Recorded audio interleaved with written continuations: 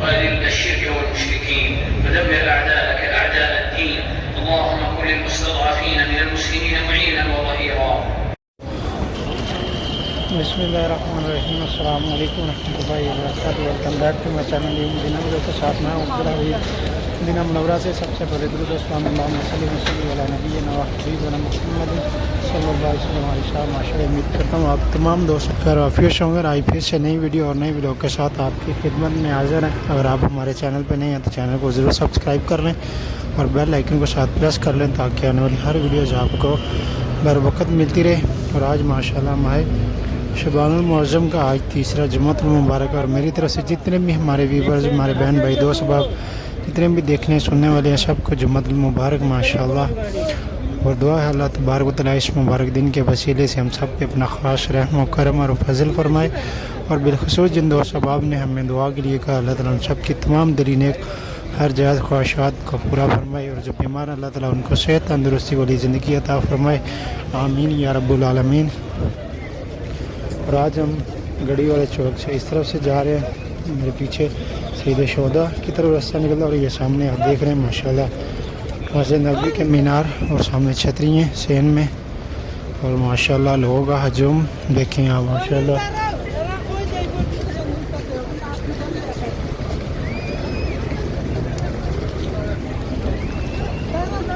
और आज मदीना शरीफ का माशाल्लाह मौसम भी बहुत प्यारा है। और अभी हम चौक गढ़ी वाले चौक के पास पहुंच चुके हैं। और अभी माशाल्लाह यहाँ से देखते हैं अगर हरम के दरवाजे ओपन हुए तो फिर हरम में दाखिल होंगे, अगर नहीं तो फिर यहीं बाहर गेट के सामने यहीं पर नमाज जुम्मा की अदायगी करेंगे।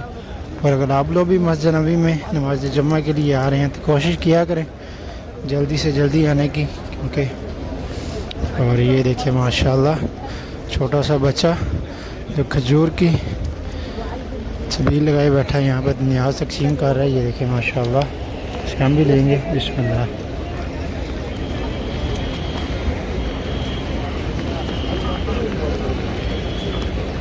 और माशाल्लाह देखें यहाँ पर रश कितना। क्या हुआ गाड़ी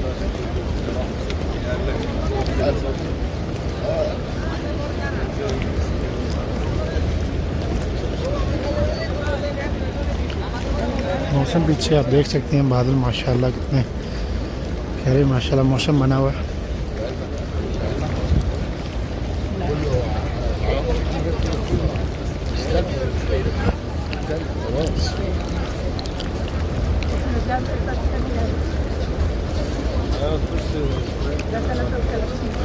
अभी तक तो गेट ओपन है लेकिन अभी जो टाइम है वो बिल्कुल करीब है।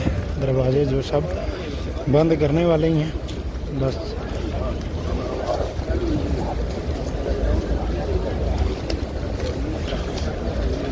ये देखिए अभी ये बंद भी कर रहे हैं कुछ।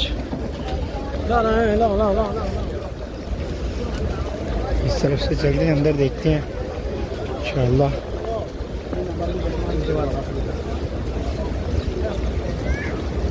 और इस तरफ जाएंगे तो छत पर जाने के लिए रास्ता है। और अगर इस तरह से जाएंगे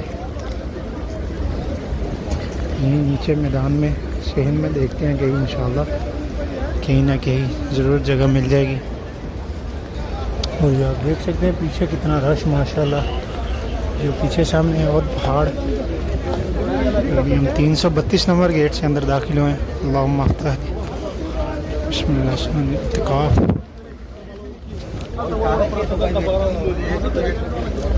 रश देखें आप कितना रश, हर जगह लोग आपको दिखाई दे रहे हैं।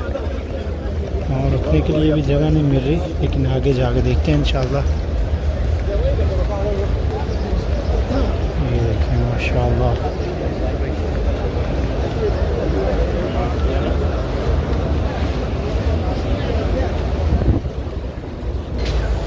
और आज मौसम ख़राब होने की वजह से यहाँ पर सफ़ें जो कलीन वगैरह मस्जिद में वो भी सब नहीं बिछाई गई, सब समेट ली गई हैं।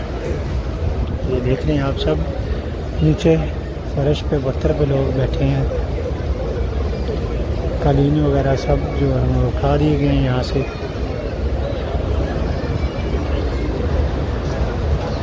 أشهد أن محمدًا رسول الله.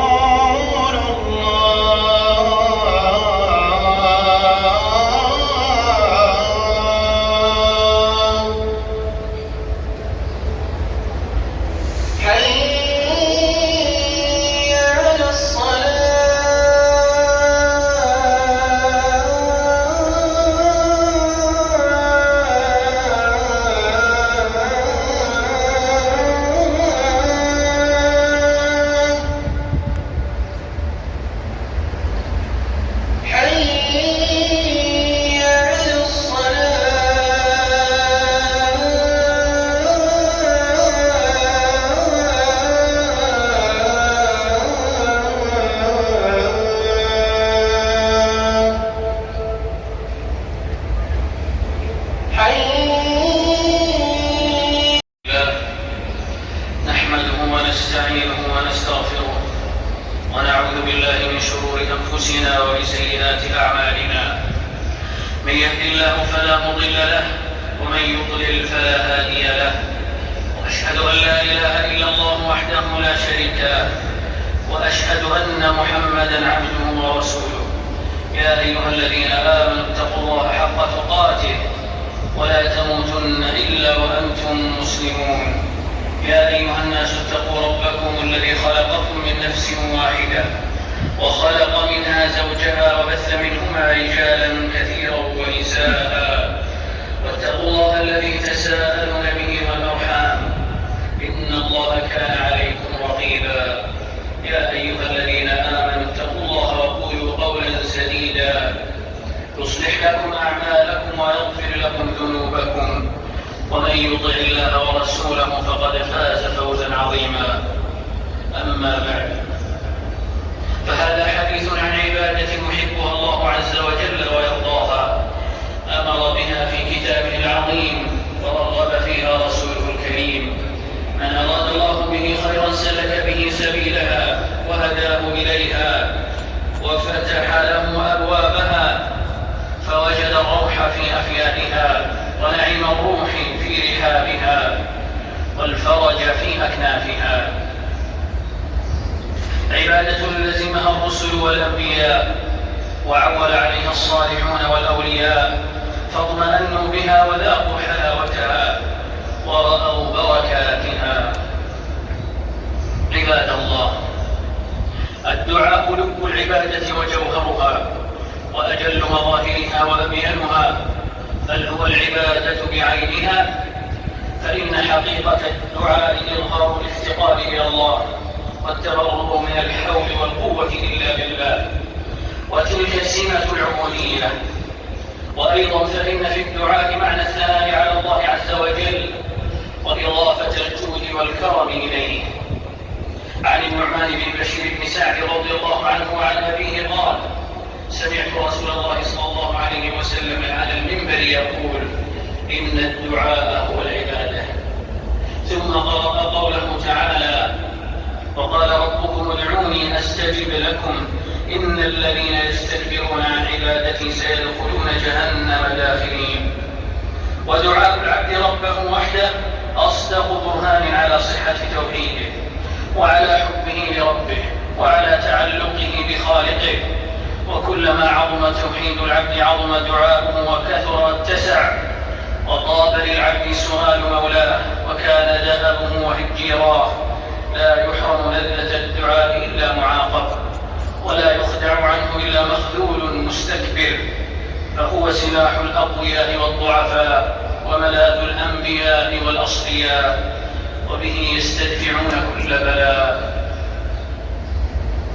والسعيد من حبب الله إليه الدعاء وعرفه أسباب إجابته وعلمه آدابه ونهى به عن محذوراته وموانع إجابته.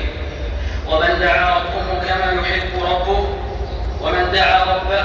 يحب ربه فقد كرمه، فقد قربه إليه وأكرمه وآواه وأعزه.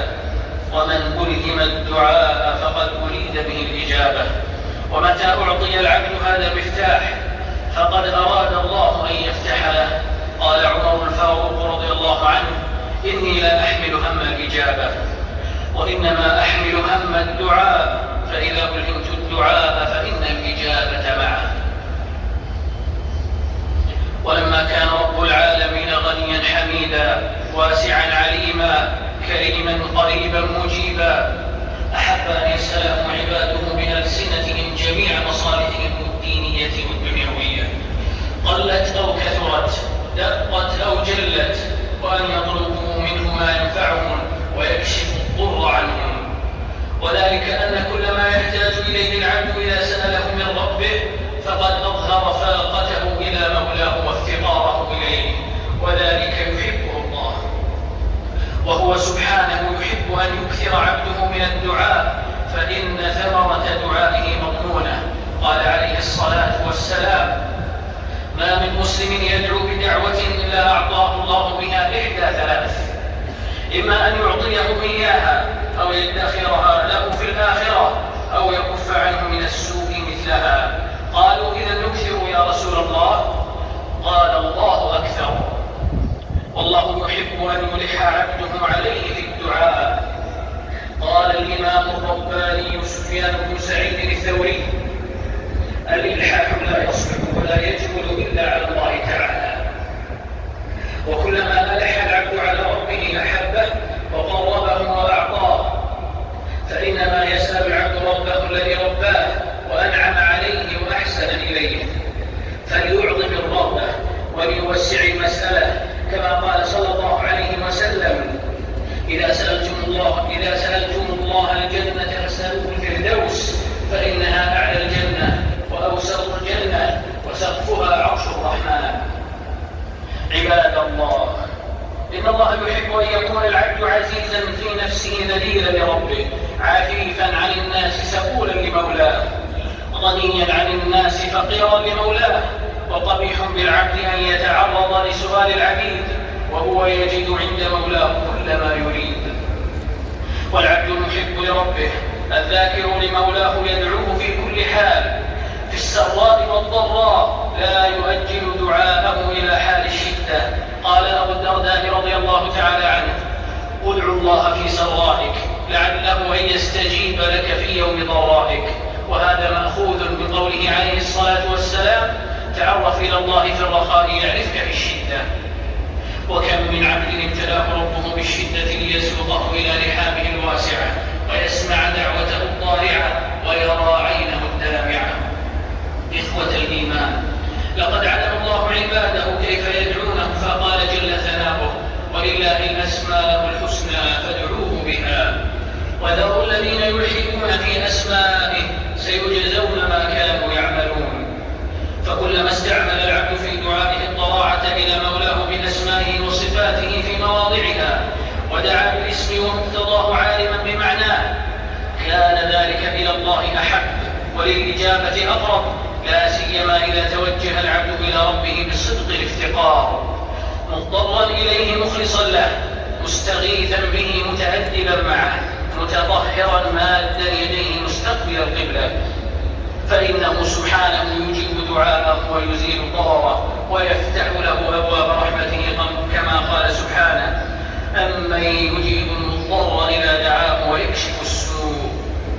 أيها المسلمون، من أراد أن يكون مجاب الدعوة فمدار ذلك على سببين: أولهما الاستجابة لله بالانقياد لطاعته، وفي ذلك قال عز شأنه: وإذا سألك عبادي عني فإني قريب أجيب دعوة الداعي إذا دعان فليستجيبوا لي وليؤمنوا بي لعلهم يرشدون. وثانيهما الأدب معه حال سؤاله، وفيه قال جل جلاله: ادعوا ربكم تضرعا وخفية. ففي التضرع معنى الذل والفاقة، وفي الإخفاء علامة الإخلاص واستشعار قرب الرب من داعيه بالإجابة والقبول. ولأجل ذلك كانت الضراعة مع الإخفاء سببا لنجاة الداعي من الكربات المهولة، كما قال تعالى سلطانه: قل من ينجيكم من ظلمات البر والبحر تدعونه تضرعا وخفية لئن أنجانا من هذه لنكونن من الشاكرين. قل الله ينجيكم منها ومن كل كرب.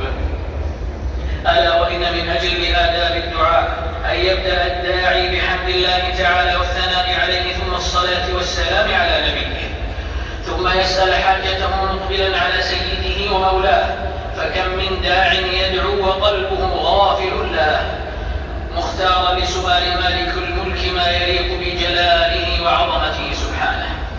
قال الإمام الخطابي رحمه الله: وليتخير لدعائه والثناء على ربه أحسن الألفاظ وأنبلها وأجمعها للمعاني وأبينها، لأنه مناجاة العبد سيد السادات الذي ليس له مثل ولا نظير. انتهى كلامه رحمه الله. وجوامع الدعاء يا عباد الله هي الدعوات الجامعة بخيري الدنيا والآخرة، قليلة الألفاظ كثيرة المعاني. فلقد أخبرت أمنا عائشة رضي الله عنها أن رسول الله صلى الله عليه وسلم كان يستحب الجوامع من الدعاء ويدع ما سوى ذلك. وقال أنس رضي الله تعالى عنه: كان أكثر دعاء النبي صلى الله عليه وسلم: ربنا آتنا في الدنيا حسنة وفي الآخرة حسنة وقنا عذاب النار. وقال التابعي الجليل ثابت بن أسلم البناني، وكان من خاصة أصحاب أنس رضي الله عنه: قلت لأنس: إن إخوانك يحبون أن تدعو لهم، فقال: اللهم ربنا آتنا في الدنيا حسنة وفي الآخرة حسنة وقنا عذاب النار. فأعاد عليه ثابت فقال: تريدون أن أشقق لكم الأمور، إذا آتاكم الله في الدنيا حسنة وفي الآخرة حسنة ووقاكم عذاب النار فقد آتاكم الخير كله. ومن آكد آداب الدعاء خشوع الجوارح وإظهار الذل والمسكنة والانكسار بين يدي الله مع إخفاء الدعاء، تحقيقا لأمر الله سبحانه في قوله: ادعوا ربكم تضرعا وخفية إنه لا يحب المعتدين. وقال عن عبده ورسوله زكريا عليه السلام: إذ نادى ربه نداء خفيا. ومن آكد آداب الداعي الموجبة قبول دعوته ألا يعجل، والمراد بالعجلة استعجال الإجابة واستبطاء قبول الدعاء. قال عليه الصلاة والسلام: يستجاب لأحدكم ما لم يعجل، يقول دعوت وقد دعوت فلم أر يستجاب لي. والداعي ربه الراغب في فضله على خير عظيم ومنهج مستقيم، ولا ينبغي أن يسأم من عبادة كلما ازداد منها ازداد قربا من ربه وتعلقا بمولاه، وهو مع ذلك مثاب على دعائه مصروف عنه من الشر بقدر ما يدعو به. ومن العجلة في الدعاء يا عباد الله دعاء الإنسان عند الضجر أو الغضب على أهله أو ولده أو ماله. قال جل ثناؤه: ويدعو الإنسان بالشر دعاءه بالخير وكان الإنسان عجولا.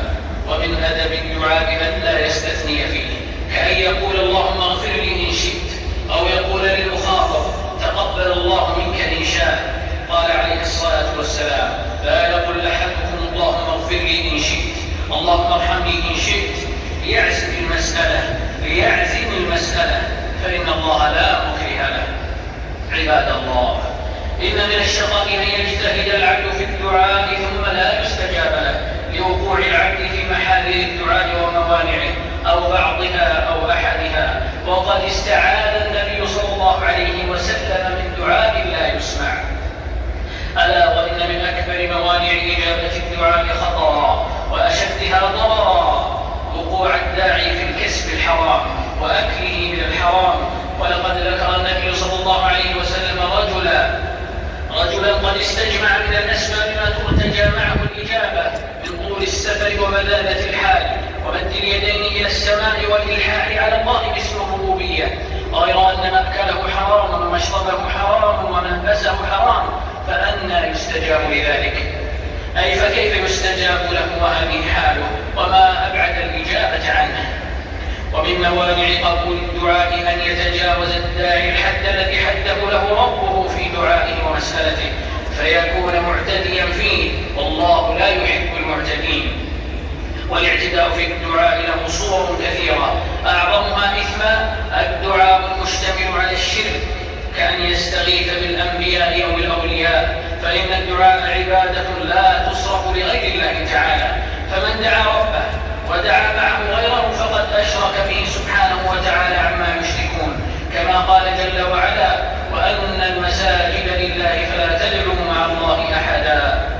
وقال مهددا ومتوعدا من أشرك به في عبادته التي أخص أفعالها الدعاء والمناجاة. أكثروا في يومكم هذا من الصلاة على محمد بن عبد الله، اللهم صل وسلم وبارك عليه وعلى آله الأطهار، وارض اللهم عن جميع أصحابه الكرام الأخيار وعن تابعيهم وعنا معهم بفضلك يا عزيز يا غفار. اللهم أعز الإسلام والمسلمين وأذل الشرك والمشركين ودمر أعداءك أعداء الدين. اللهم كن للمستضعفين من المسلمين معينا وظهيرا ومؤيدا ونصيرا. اللهم انصرهم في فلسطين يا قوي يا عزيز يا خير الناصرين. اللهم احفظ حدودنا وانصر جنودنا وأمنا في أوطاننا ودورنا. اللهم وفق ولي أمرنا خادم الحرمين الشريفين لما تحب وترضى، وخذ بناصيته للبر والتقوى. اللهم أعنه وولي عهده على ما فيه صلاح أمر العباد والبلاد يا رب العالمين. سبحان ربنا رب العزة عما يصفون وسلام على المرسلين والحمد لله رب العالمين. और अल्हम्दुलिल्लाह जी अभी हमने नमाज जुम्मा की नमाज़ अदा कर ली। दुआ है अल्लाह तबारक व तआला हम सबका यहाँ आना जाना और नमाज जुम्मा की नमाज़ अदा करना अपने बारे हमें कबूल फरमाए, आमीन या रब्बल आलमीन। और बिलखुसूस जिन दो सबाब ने मैं दुआ की दरख्वास्त की अल्लाह ताला सब की दुआ में हर जाए उनको पूरा फरमाए, आमीन या रब्बल आलमीन। और माशाअल्लाह अभी आप मदीना शरीफ का वेदर चेक करें, माशाअल्लाह कितना खूबसूरत, माशाअल्लाह काली गिटाएँ छाई हुई हैं माशाअल्लाह आसमान पे। और वो सामने आप पीछे देख सकते हैं खुद का पहाड़। और रश देखें आप कितना रश माशाअल्लाह। अभी नमाज जुमा की अदायगी माशाअल्लाह हो चुकी है और लोग नमाज़ पढ़ के बाहर अपने रूम्स की तरफ होटल की तरफ निकल रहे हैं माशाअल्लाह। और अभी अंदर भी बहुत सारा रश है। और अभी ये गड़ी वाले चौक से हम गुज़र के जाएंगे अपने रूम की तरफ इंशाअल्लाह। इंशाअल्लाह ये देखें आप कितना खूबसूरत मंज़र सईद शोहदा। सामने आपको बहुत पहाड़ नज़र आ रहा है माशाअल्लाह। ये क्लॉक टावर के दूसरी तरफ पीछे जो माशाअल्लाह। तो गाइस ये था हमारा आज का व्लॉग। उम्मीद है आपको ज़रूर पसंद आया होगा। बिना व्लॉग के साथ अपने भाई को दें इजाज़त। तब तक के लिए इंशाअल्लाह मिलते हैं दोबारा नेक्स्ट व्लॉग में। तब तक के लिए अल्लाह हाफ़िज़। दुआ में याद रखिएगा। अल्लाह हाफ़िज़, खुदा हाफ़िज़।